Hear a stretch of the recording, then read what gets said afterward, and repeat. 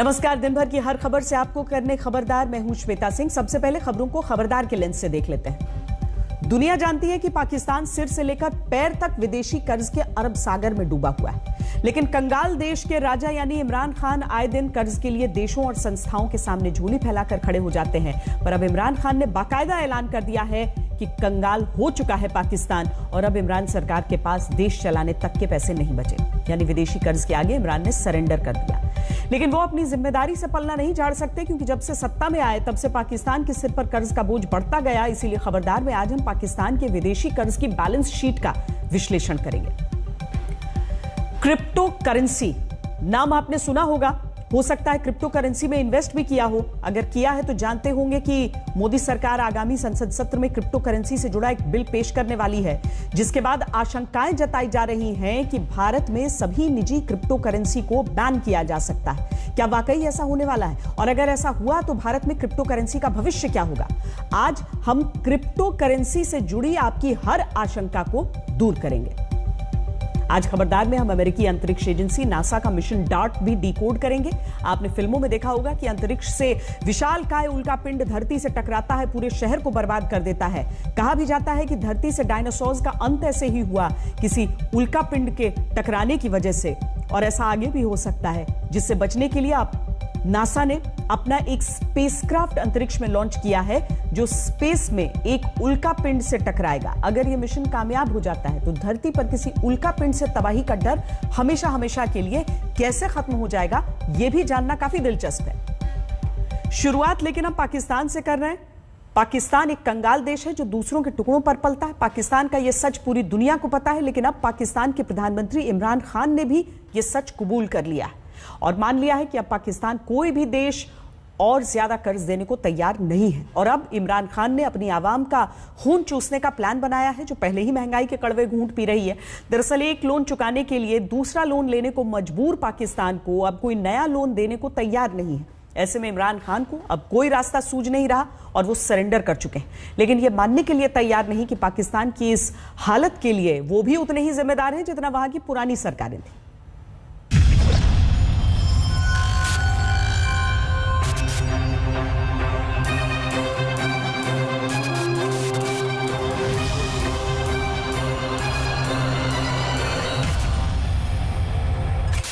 पाकिस्तान की सिचुएशन की बात करना चाहता हूँ कि हमारे प्रॉब्लम्स क्या है। हमारा सबसे बड़ा प्रॉब्लम यह है कि हमारे पास इतना पैसा नहीं है अपने मुल्क को चलाने के लिए। हमारे पास इतना पैसा नहीं है अपने मुल्क को चलाने के लिए। क्या कहा इमरान मियां? एक बार फिर से कहिए तो जरा। हमारे पास इतना पैसा नहीं है अपने मुल्क को चलाने के लिए। अरे ये क्या बात हुई? आपने तो विदेशी कर्जे से निजात दिलाकर पाकिस्तान को रियासत मदीना बनाने का वादा किया था, और आपने तो मुल्क को रियासत फकीरा बना डाला।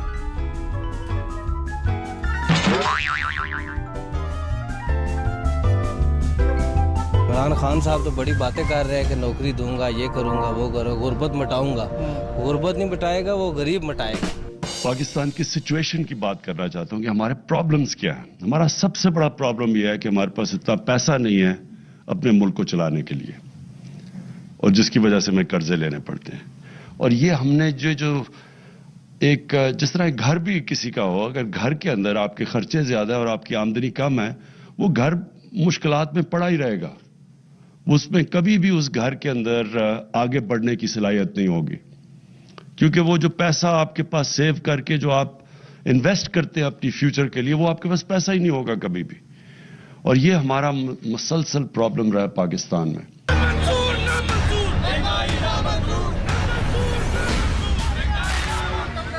ये कबूलनामा है इमरान खान का, जिन्होंने नए पाकिस्तान का सपना दिखाकर अपना सियासी सपना पूरा किया। लेकिन हकीकत यह है कि उन्होंने नया पाकिस्तान तो बनाया, लेकिन पुराने से भी बदतर। खुद इमरान खान ने कबूल किया था कि अब हर पाकिस्तानी के ऊपर 1,75,000 रुपए का कर्ज है। इमरान खान ने जब सत्ता संभाली थी तो हर नागरिक के ऊपर 1,20,000 रुपए का कर्ज था, यानी इमरान के राज में हर पाकिस्तानी पर 55,000 रुपए का कर्ज चढ़ गया। लेकिन अपनी आवाम पर इतना कर्ज चढ़ाने के बाद भी इमरान खान को सूझ ही नहीं रहा है कि अब करें तो क्या करें, कहें तो क्या कहें। अब हमारे पास सब टैक्स इकट्ठा होगा तो हम इनके ऊपर खर्च करेंगे, इनके ऊपर हम इन्वेस्ट करेंगे तो यही पाकिस्तान की इंजन ऑफ ग्रोथ बन जाती है हमारी जो यूथ है। लेकिन उसके लिए पैसा चाहिए। जैसे जैसे ही हम लोगों को अश्योर करते जाएंगे कि हम उनका पैसा उन पे खर्च कर रहे हैं, सारा ये जो लग्जरी लाइफस्टाइल है हमारी रूलिंग एलीट का लोगों के टैक्स के पैसे के ऊपर, इसको हम नीचे लाते जाएंगे। ये 2 ऑफिस में मैंने तकरीबन 110 करोड़ रुपया खर्चा कम कर दिया इन्फ्लेशन के बावजूद। और मैं ये समझता हूं कि जितना जितना लोगों को कॉन्फिडेंस आता जाएगा गवर्नमेंट के ऊपर, उतना ही हमारे लिए आसान हो जाएगा पैसा इकट्ठा करना। इमरान खान ने पाकिस्तान की बंगाली का रोना पीटना इसलिए मचाया हुआ है क्योंकि पाकिस्तान पर अब इतना विदेशी कर्ज चढ़ चुका है कि उसकी हैसियत ही नहीं है कर्ज चुकाने की। एक कर्जे ले लिए इतने पिछले 2008 से और 2018 के बीच में 4 गुना ज्यादा पाकिस्तान का कर्जा बढ़ा है। यानी ये मैं कई दफा हैरान होता हूं कि इन लोगों को तो सजाएं मिलनी चाहिए इस वक्त कि आपने कैसे 6 ट्रिलियन से 10 सालों में पाकिस्तान का कर्जा ले गए आप 30 ट्रिलियन पे। कोई बड़े काम नहीं, कोई डैम्स नहीं बनी, कोई इंफ्रास्ट्रक्चर प्रोग्राम्स नहीं हुए चले जिससे आमदनी भी होती। और उस मुल्क में जब आपने इतना कर्जा चढ़ा दिया तो अब हमारी हुकूमत का क्या चैलेंज हुआ? पाकिस्तान को रोटी, कपड़ा और शिक्षा जैसी बुनियादी जरूरतों को पूरा करने के लिए भी अब दूसरे मुल्कों से भीख मांगनी पड़ रही है। द न्यूज इंटरनेशनल की रिपोर्ट के मुताबिक पाकिस्तान को 51.6 अरब अमेरिकी डॉलर की विदेशी मदद की जरूरत है, जिससे वो अगले 2 साल तक अपने देश की मूलभूत जरूरतों को पूरा कर सके। लेकिन पाकिस्तान की कंगाली का आलम यह है कि एक कर्ज की किस्तें चुकाने के लिए उसे दूसरा कर्ज लेना पड़ रहा है। पाकिस्तान में रिकॉर्ड टैक्स कलेक्शन के बावजूद इमरान को समझ नहीं आ रहा कि वो हंसे या रोए। रिकॉर्ड टैक्स कलेक्शन इंशाल्लाह 6000 अरब तक इंशाल्लाह हमारी उम्मीद है पहुंच जाएगी। तो 6000 अरब में से 3000 अरब तो चला जाना है उनके लिए हुए कर्जों की किस्तों के ऊपर। सारा मुल्क के लिए बच जाएगा 3000 अरब 22 करोड़ लोगों के लिए। तो वो हम उन लोगों को हमने उनकी सेहत का ध्यान रखना है, उनको हमने अस्पताल देने हैं, उनके लिए हमने स्कूल्स बनाने हैं, सबसे इंपॉर्टेंट एजुकेशन इंस्टीट्यूशंस। उसके लिए कितना पैसा बच जाता है। फिर इंफ्रास्ट्रक्चर है वो इतनी ज्यादा, जब 22 करोड़ लोगों के लिए आप और फिर इन्वेस्ट भी कर रहे हैं हम। इमरान खान की चाहत यह है कि उनकी सरकार को इस आर्थिक संकट से निकालने का जिम्मा भी पाकिस्तान की आवाम संभाले, जो पहले से ही महंगाई के बोझ तले दबी हुई है। पाकिस्तान के फेडरल ब्यूरो ऑफ स्टैटिस्टिक्स के मुताबिक अक्टूबर 2018 से अक्टूबर 2021 तक पाकिस्तान में बिजली की दरें 57% बढ़ी हैं। रसोई गैस सिलेंडर 51% महंगा हुआ है। पेट्रोल की कीमतों में 49% का इजाफा हुआ है। खाद्य तेल की कीमतों में 108% का इजाफा हुआ है। चीनी की कीमतें 83% बढ़ चुकी हैं। दालों की कीमतें 76% तक बढ़ी हैं। यहाँ तक कि आटा भी 52% महंगा होकर 60 रुपए किलो हो चुका है। और ये सब हुआ है इमरान खान के राज में, जो बातें तो बड़ी बड़ी करते हैं, लेकिन जब बात काम करने की आती है तो सारी परेशानियों का ठीक राह अपने आवाम पर ही थोप देते हैं। फिर मैं दुनिया में भी फिरा हूं, लोग टैक्स देते हैं, या हमारा कोई टैक्स कल्चर बना ही नहीं कभी भी। यानी टैक्स चोरी करना एक लोगों के लिए बुरी चीज लोग समझते नहीं थे। कुल मिलाकर बात यह है कि इमरान खान को अब आटे दाल का भाव समझ में आ रहा है, क्योंकि अब पाकिस्तान पर इतना कर्ज पहले से ही चढ़ चुका है कि कोई भी देश अब उसे भाव देने को तैयार नहीं है। इसी साल फरवरी महीने में इमरान खान ने दावा किया था कि उनके 2.5 साल के शासनकाल के दौरान पाकिस्तान ने 20 अरब डॉलर का विदेशी कर्ज अदा किया है। लेकिन उनके कार्यकाल के दौरान पाकिस्तान का कुल विदेशी कर्ज अब तक के उच्चतम स्तर पर पहुंच गया है, जो अब भी 115 अरब डॉलर से ज्यादा है। मतलब ये कि पाकिस्तान ने कर्ज चुकाया तो है, लेकिन इस विदेशी कर्ज को अदा करने के लिए इमरान खान ने नया कर्ज लिया है और देश पर कर्ज का बोझ बढ़ाया है। और अब जब सारे रास्ते बंद हो चुके हैं तो इमरान सरेंडर के मोड में आ चुके हैं। कहा जाता है कि वैसे हम जब लोन लेने के लिए जाते हैं कहीं पे, तो हमें अगर बैठने के लिए कहा जाता है पाकिस्तानियों को, तो लेट जाते हैं। वहां पे बैठने के बजाय सीधे सीधे लेट जाते हैं कि प्लीज हमें जो है वो आप कुछ डॉलर्स दे दें ताकि हम अपना काम चलाएं, क्योंकि कमाने की आदत तो हमें है ही नहीं।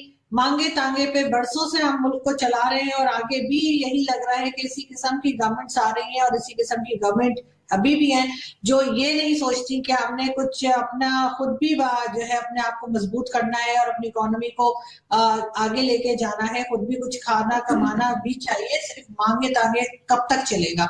तो अभी फिर इनको IMF ने लोन की एक नई किस्त या इंस्टॉलमेंट जो है उसके लिए ओके कर दिया है 1.5 बिलियन। ये अच्छी बात है कि इमरान खान के पैर अब जमीन पर पड़ने लगे हैं, वरना सत्ता में आने के बाद वो कुछ ज्यादा ही उड़ रहे थे। अब जाकर उन्हें आटे तेल का भाव समझ में आया है। सच ये है कि इमरान एक लुटे पिटे देश के प्रधानमंत्री हैं, बस और कुछ नहीं। आज तक ब्यूरो। व्यापार का एक नियम होता है, कर्ज उसे ही दिया जाता है जिसमें कर्ज लौटाने की क्षमता हो। और अब तो खुद इमरान खान ने मान लिया कि कर्ज मिलना मुश्किल है, क्योंकि पाकिस्तान की साख पहले ही इतनी गिर चुकी है कि उसे कोई कर्ज नहीं देना चाहता। इसी वर्ष फरवरी में आई वर्ल्ड बैंक की रिपोर्ट के अनुसार पाकिस्तान उन टॉप 10 देशों में शामिल है जिनके पास सबसे ज्यादा विदेशी कर्ज है। इस लिस्ट में Angola, Bangladesh, Ethiopia, Kenya, Mongolia और नाइजीरिया जैसे देश शामिल हैं। इन 10 देशों का कुल विदेशी कर्ज वर्ष 2020 में $509 बिलियन है, जिनमें से अकेले पाकिस्तान का विदेशी कर्ज $115 से ज्यादा है। टॉप 10 कर्जदार देशों में शामिल होकर अब उन देशों की सूची में भी शामिल हो गया है जिनके लिए विदेशी कर्ज हासिल करना मुश्किल। पाकिस्तान की इतनी बुरी माली हालत के जिम्मेदार कोई एक सरकार नहीं, बल्कि पाकिस्तान में सभी सरकारों ने पाकिस्तान को कंगाल बनाने में अपना योगदान दिया है। इमरान खान उन्हीं में शामिल है। पाकिस्तान के स्टेट बैंक की रिपोर्ट के अनुसार 31 दिसंबर 2020 तक पाकिस्तान का कुल कर्ज करीब $115 लाख था। एक साल पहले यानी 31 दिसंबर 2019 को यह $110 लाख के आसपास था। इसका मतलब है कि एक साल में पाकिस्तान के कुल कर्ज में $5,000 करोड़ की वृद्धि हुई।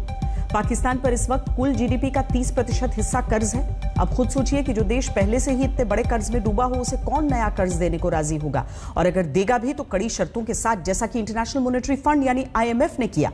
दरअसल IMF ने पाकिस्तान को $6 अरब का लोन देने की डील की थी, जो किश्तों में पूरी होनी थी। हाल ही में IMF ने $1 अरब की किश्त यह कहकर रोक दी थी कि पाकिस्तान के पास लोन चुकाने की ताकत नहीं है। IMF ने और ज्यादा लोन देने के लिए पाकिस्तान के सामने 5 शर्तें रखी। उनमें पहली शर्त है पेट्रोलियम प्रोडक्ट्स की कीमतों में इजाफा करना हो। दूसरी शर्त यह है कि बिजली के रेट में इजाफा करना होगा। इसके अलावा स्टेट बैंक ऑफ पाकिस्तान संशोधन बिल लाना होगा। चौथी शर्त के रूप में टैक्स छूट को रद्द करना होगा।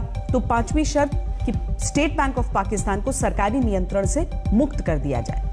इमरान खान ने IMF की 2 शर्तों को तुरंत मान लिया, क्योंकि ये आवाम से जुड़ी थी। बिजली के रेट करीब ₹4.25 प्रति यूनिट बढ़ा दिए गए और पेट्रोल की कीमतों में ₹20 प्रति लीटर तक इजाफा कर दिया गया। बाकी 3 शर्तें पूरी नहीं कर पाए, जिसके बाद IMF ने भी पाकिस्तान को कर्ज देने से इनकार कर दिया।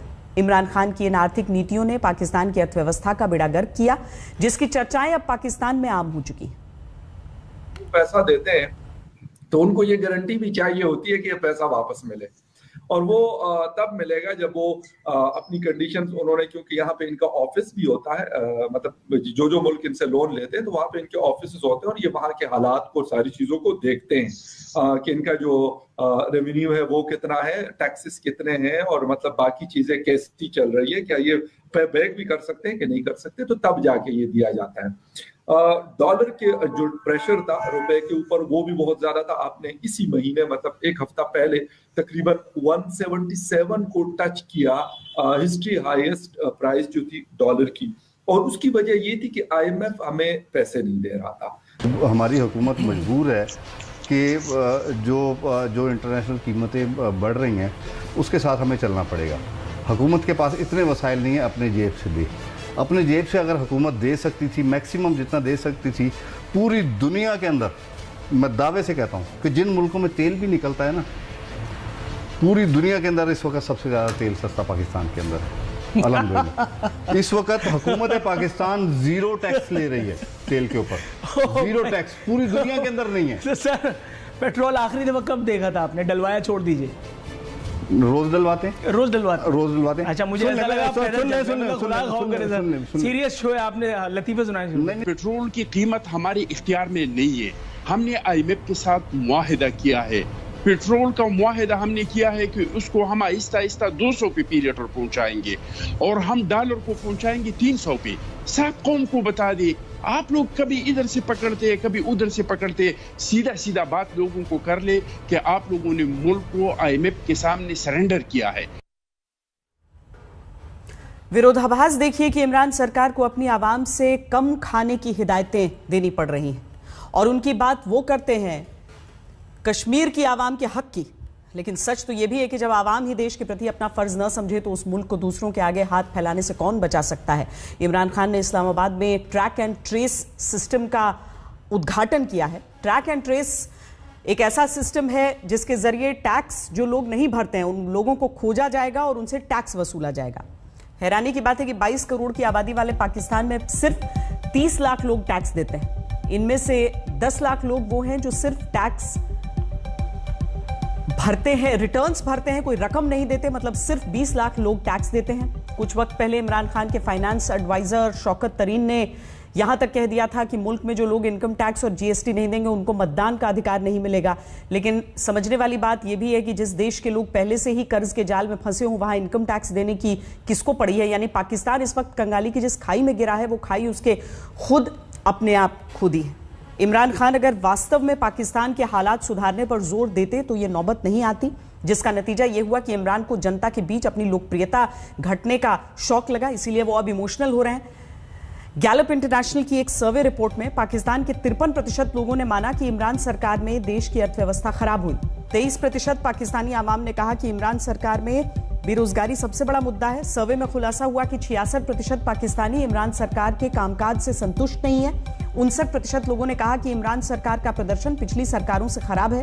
62% आवाम ने कहा कि इमरान सरकार के दौर में देश सही दिशा में नहीं जा रहा है। सर्वे में 53% पाकिस्तानियों ने इमरान सरकार में महंगाई को सबसे बड़ी समस्या माना, जबकि 23% पाकिस्तानियों के लिए बेरोजगारी सबसे बड़ा मुद्दा है। नए पाकिस्तान का वादा करके सत्ता में आए इमरान खान को 3 साल से ज्यादा का वक्त गुजर चुका है, लेकिन पाकिस्तान की कंगाली दूर नहीं हुई बल्कि बढ़ती चली गई और अब हालत ये हो गए हैं कि दुनिया का कोई देश उसे कर्ज देने को तैयार नहीं है।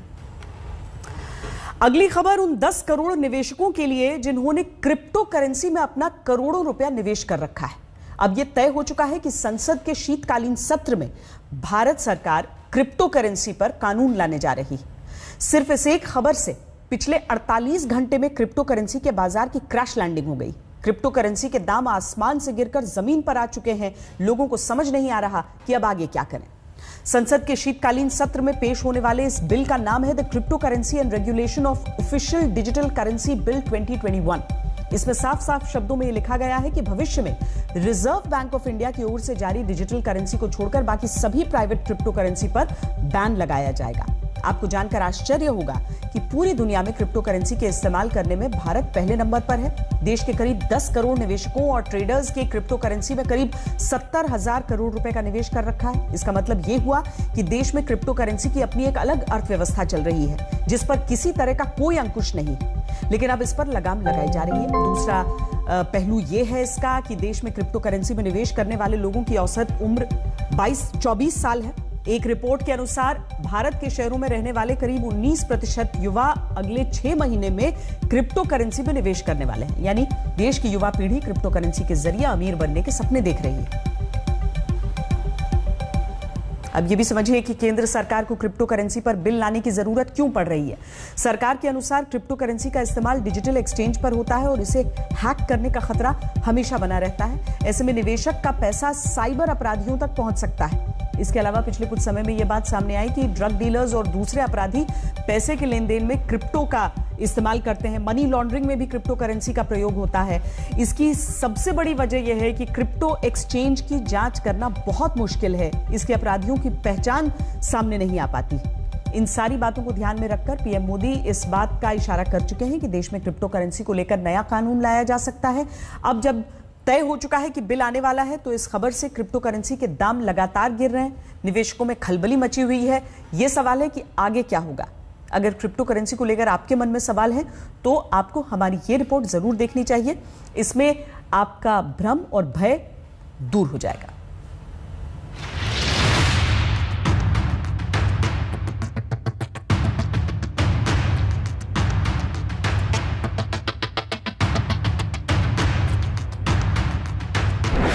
क्रिप्टो मार्केट कितना गिरेगा, कब तक गिरेगा?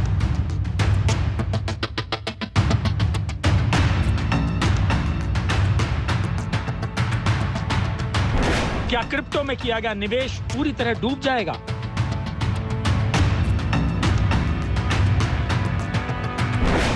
क्या क्रिप्टो करेंसी बेचने का यह सही वक्त है या अभी और रुकना चाहिए? केंद्र सरकार ने जैसे ही क्रिप्टो करेंसी पर बिल लाने का ऐलान किया, तब से देश के 10 करोड़ निवेशकों और ट्रेडर्स की नींद और चैन दोनों उड़ गए हैं। उड़े भी क्यों नहीं, क्योंकि इन लोगों के 70,000 करोड़ रुपए क्रिप्टो करेंसी में लगे हुए हैं। अगर सरकार ने बिल में क्रिप्टो को पूरी तरह बैन कर दिया तो इन लोगों को बहुत बड़ा झटका लग सकता है। हालांकि इसकी शुरुआत हो चुकी है। क्रिप्टो बिल की खबर से बाजार लगातार गिर रहा है, निवेशकों का पैसा लगातार डूब रहा है। सबके मन में सवाल ही सवाल हैं। जब कल ऐसी खबरें आई मीडिया में कि सरकार ये विंटर सेशन में क्रिप्टो करेंसी के ऊपर एक बिल लाने वाली है, तो ये वेलकम मूव मैं कहूंगा, क्योंकि एक क्लैरिटी आ जाएगी भारत में जिसको उसमें निवेश करना है उनके लिए। जहां तक और ये न्यूज में ऐसा भी आया कि शायद गवर्नमेंट इसमें अभी बिल देखने के बाद ही पता चलेगा, लेकिन एक बात जरूर है कि इसमें कुछ ही प्राइवेट करेंसी को अप्रूवल मिलने वाला है और उस वजह से सारी करेंसियों के कल भारत में जो भाव है वो गिरेंगे। तो ये एक अच्छी बात होगी कि गाइडलाइंस आ जाएंगी, कौन नोडल एजेंसी होगी, यानी बेसिकली फेयरली रेगुलेटेड जो अभी नहीं है ये क्रिप्टो करेंसी का फील्ड, वो हो जाएगा। क्रिप्टो करेंसी पर बिल की खबर के बाद 23 नवंबर को सभी क्रिप्टो करेंसी का बाजार धराशायी हो गया। क्रिप्टो करेंसी में सबसे ज्यादा इस्तेमाल किए जाने वाले बिटकॉइन की कीमत 15% से गिरकर 40,28,000 रुपए हो गई।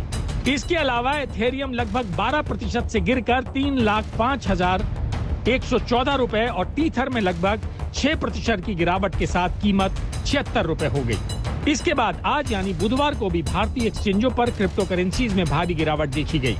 बिटकॉइन में करीब 11% की गिरावट, एथेरियम में 9% की गिरावट और टीथर की कीमत करीब 12% गिर गई। क्रिप्टो करेंसी पर लगाम लगाने के लिए आरबीआई पिछले कई वर्षों से कोशिश कर रही थी, लेकिन अब भारत सरकार शीतकालीन सत्र में क्रिप्टो करेंसी बिल का मसौदा तैयार कर चुकी है, जिसमें क्रिप्टो करेंसी पर पूरी तरह से प्रतिबंध लगाने की बात कही गई है। लेकिन कुछ एक्सपर्ट्स की ये दलील है कि क्रिप्टो करेंसी को पूरी तरह बैन करना संभव नहीं है, इसलिए सरकार क्रिप्टो करेंसी को पूरी तरह बंद करने के बजाय रेगुलेट करेगी। कुछ तर्क ये भी हैं कि सरकार क्रिप्टो करेंसी से मिलने वाले रिटर्न को टैक्स के दायरे में ला सकती है। इससे निवेशकों को ट्रेडिंग में राहत और सरकार को राजस्व में बहुत फायदा होगा। तीसरी और सबसे खास बात, क्रिप्टो करेंसी में निवेश करने के लिए भारतीय रिजर्व बैंक अपनी डिजिटल करेंसी लॉन्च कर सकता है। इसके अलावा सरकार कुछ शर्तों के साथ निवेशकों को एक समय सीमा दे सकती है ताकि वो अपनी क्रिप्टो करेंसी को ग्लोबल बाजार में बेच सकें। किसी का भी कार्ड यूज करिए, वीजा कार्ड यूज करिए, कुछ भी करिए, तो आप उसमें जितना आपने इंटरैक्ट करने के लिए जो आपने पेमेंट करना है उससे ज्यादा ट्रांजैक्शन चार्जेस दे देते हैं। सो इसी के लिए क्रिप्टो करेंसी बनाई जाती है और उसको ब्लॉकचेन पे डाला जाता है सो दैट उसको कोई मैनिपुलेट भी ना कर सके और वो ओपन लेजर है। हर कोई देख सकता है कि यहाँ से पैसा इसने इसको भेजा, इसने पैसा इसको भेजा। और सबसे अच्छी बात यह है कि पैसा, जैसे कि सपोज करिए कि आपने मेरे को पैसा भेजा, मैंने किसी और को पैसा भेजा, लेकिन वो पैसा निकलेगा तो किसी एक्सचेंज से ही। अगर उसका फिएट करेंसी में कन्वर्ट होगा तो वो किसी एक्सचेंज से ही वापस आएगा, राइट। और आप वहां पे कोई भी गवर्नमेंट उसको वहां पे ट्रैक कर सकती है कि वहां पे चल क्या रहा है।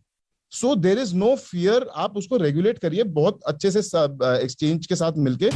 सरकार क्रिप्टो करेंसी को पूरी तरह से प्रतिबंधित करेगी या फिर कुछ शर्तों के साथ इसकी ट्रेडिंग की इजाजत मिलती है, ये तो बिल आने के बाद ही साफ हो सकेगा। लेकिन सरकार क्रिप्टो करेंसी पर प्रतिबंध लगाने का फैसला करती है तो बिटकॉइन सहित दूसरी क्रिप्टो करेंसीज में निवेश करने वालों को बहुत बड़ा नुकसान हो सकता है, क्योंकि इसके बाद बैंक और आपके क्रिप्टो एक्सचेंजों के बीच लेन देन बंद हो जाएगा। आप क्रिप्टो करेंसी खरीदने के लिए अपनी लोकल करेंसी को बदल नहीं पाएंगे और ना ही उसे कैश कर पाएंगे। कई एक्सपर्ट की राय यह है कि लोग अपनी क्रिप्टो करेंसी को ग्लोबल एक्सचेंज में भी ट्रांसफर कर सकते हैं, जिन देशों में क्रिप्टो पर कोई बैन ना हो। इसके अलावा ग्लोबल वॉलेट में भी क्रिप्टो करेंसी को ट्रांसफर किया जा सकता है, स्थानांतरित किया जा सकता है। लेकिन इस कदम पर भी सरकार की पैनी नजर रहने वाली है। ये सारी जो साइबर क्राइम की इकोनॉमी है ये चल रही है इस समय क्रिप्टो करेंसी पर।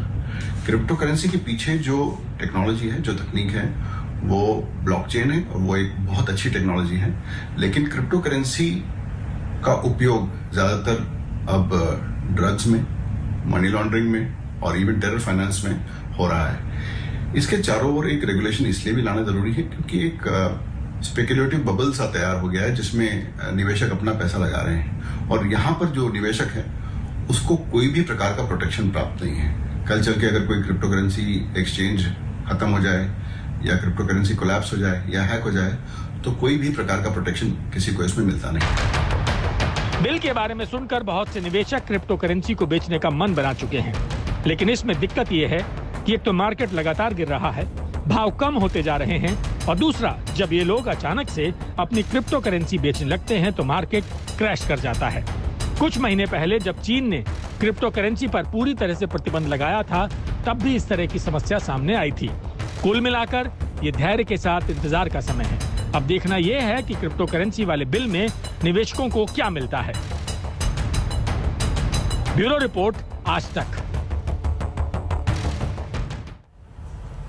पिछले कुछ समय से अंतरिक्ष में एक विशाल एस्टेरॉयड यानी उल्कापिंड पृथ्वी की तरफ बढ़ रहा है। इस संकट से टकराने के लिए आज नासा ने एक रॉकेट लॉन्च किया। उम्मीद की जा रही है कि इस टक्कर से उल्कापिंड का रास्ता बदल जाएगा। इसके लिए अमेरिका की स्पेस एजेंसी नासा ने डार्ट नाम का मिशन कैलिफोर्निया के वेंडेबर्ग स्पेस फोर्स से लॉन्च किया है। इस मिशन के तहत प्राइवेट स्पेस कंपनी स्पेसएक्स ने अपने फैल्कन रॉकेट को अंतरिक्ष में भेजा। यह स्पेसक्राफ्ट एक फुटबॉल के मैदान के बराबर विशाल उल्कापिंड से टकराएगा। सब कुछ ठीक रहा तो यह टक्कर 26 सितंबर से 1 अक्टूबर के बीच हो सकती है। सबसे बड़ी बात यह है कि अगर मिशन कामयाब रहता है तो भविष्य में पृथ्वी को उल्कापिंडों के हमलों से बचाया जा सकता है। यह मिशन कितना जरूरी है इसका अंदाजा इस बात से लगाया जा सकता है कि अगर कोई 100 मीटर का उल्कापिंड भी धरती से टकरा गया तो एक पूरे महाद्वीप पर तबाही मचा सकता है।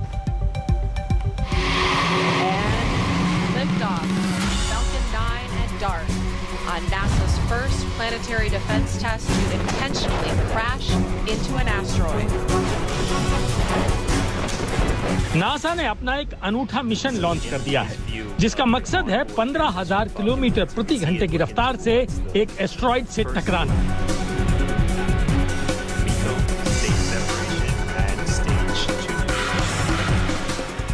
नासा के इस मिशन का नाम है डार्ट यानी डबल एस्टेरॉयड रीडायरेक्शन टेस्ट, मतलब 2 उल्कापिंडों की दिशा बदलने का टेस्ट।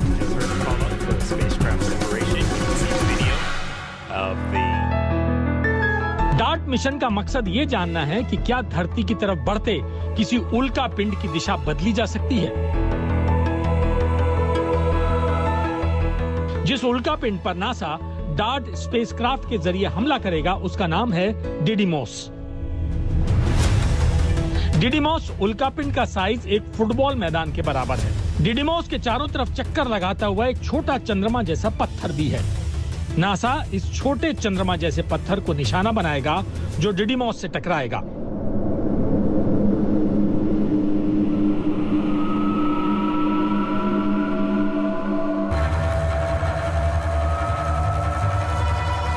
इसके बाद पता लगाया जाएगा कि टकराने की वजह से उल्कापिंड की गति और दिशा में क्या बदलाव आया है। Understand what it is that they can do and should do in the event that there was an incoming threat. ये नासा का ट्रायल मिशन है, यानी डार्ट स्पेसक्राफ्ट जिन उल्कापिंडों से टकराएगा उनसे धरती को कोई खतरा नहीं है। ये टारगेट नासा ने सिर्फ प्रैक्टिस के लिए चुने हैं।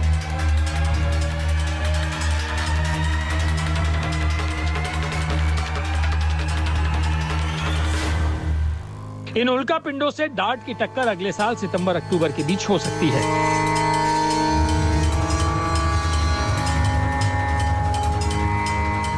जब ये दोनों उल्कापिंड धरती के बेहद नजदीक लगभग 68 मील की दूरी पर होंगे। उल्कापिंडों से टकराने से पहले डार्ट स्पेसक्राफ्ट सूर्य का एक पूरा चक्कर लगाएगा।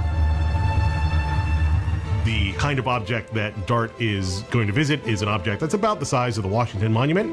Those kinds of objects hit us every few thousand years, and they would cause severe damage on a regional scale.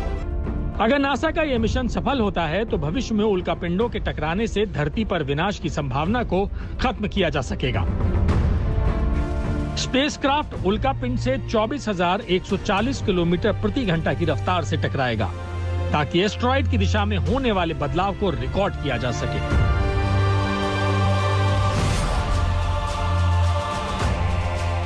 साथ ही ये भी पता किया जा सके कि क्या टकराव से दिशा बदलेगी या नहीं। नासा को उम्मीद है कि टक्कर की वजह से उल्कापिंड की रफ्तार में करीब 1% की कमी आएगी और टक्कर से उल्कापिंड के ऑर्बिट में भी बदलाव होगा। टक्कर के दौरान एस्टेरॉयड के वातावरण, धातु, धूल, मिट्टी आदि का भी अध्ययन किया जाएगा। नासा का कहना है कि अगर डिमॉर्फोस और डिडिमॉस के चक्कर लगाने के टाइम में 73 सेकंड की भी बढ़ोतरी होती है तो माना जाएगा कि मिशन सफल रहा।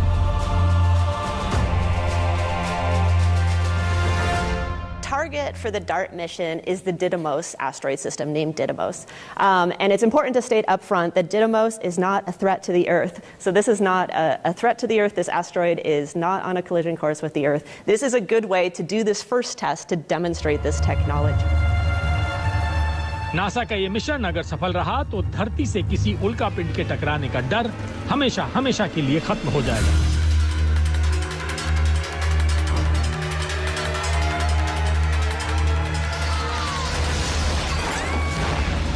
नासा ने अंतरिक्ष में कुछ ऐसे उल्कापिंड पहचाने हैं जो इतने बड़े हैं कि अगर उनके आकार का कोई पत्थर अमेरिका पर गिरता है तो पूरे राज्य को तबाह कर देता है।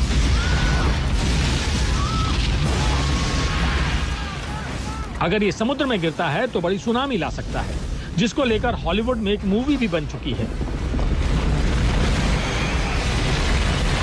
हालांकि वो सिर्फ एक फिक्शन था।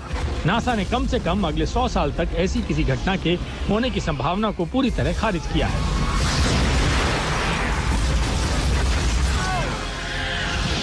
लेकिन ऐसा कभी तो हो ही सकता है। नासा ने आज जो मिशन डार्ट लॉन्च किया है, ये उसी आने वाले खतरे से निपटने की प्रैक्टिस है। आज तक ब्यूरो। नासा के वैज्ञानिकों ने धरती की ओर बढ़ रहे उल्कापिंड से टकराने वाला मिशन लॉन्च किया है, तो उधर दुश्मनों से टकराने के लिए भारतीय सेना के मिशन को मजबूत करने वाले कदम उठाए जा रहे हैं। रूस की AK-203 राइफलों के भारत में निर्माण का रास्ता साफ हो गया है। AK-203 राइफलों पर रूस के साथ साथ रक्षा सौदे को भारत में डिफेंस एक्विजिशन काउंसिल की मंजूरी मिली है। रूस के राष्ट्रपति व्लादिमीर पुतिन अगले महीने भारत आने वाले हैं। उनकी यात्रा से पहले इस अहम रक्षा समझौते की अड़चनें दूर हुई हैं।